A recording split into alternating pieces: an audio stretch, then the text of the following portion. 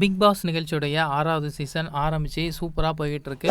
குறிப்பிட்ட நபர்கள் தான் இப்ப வெளில தெரிய ஆரம்பிச்சிருக்காங்க. ஒரு சில பேர் வந்து இன்னும் அமைதியா தான் இருக்கிறாங்க. அவங்களுடைய முகம் என்ன அப்படிங்கிறது இன்னும் காட்டாம ரொம்பவே சைலன்ட்டா மெயின்டெயின் பண்ணிட்டு இருக்காங்க.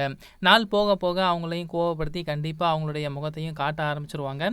இன்னைக்கான எபிசோட்ல ராபர்ட் மாஸ்டர் எல்லாம் அந்த பெட்ரூம்ல உட்காந்து பேசிட்டு இருக்காங்க. அந்த டைம்ல ராபர்ட் மாஸ்டர் வந்து ஜனனி கிட்ட, "நீ கொஞ்சம் சதை போட்டு கொஞ்சம் வளர்ந்தா சூப்பரா இருப்ப" அப்படிங்கிற மாரி சொல்றாரு.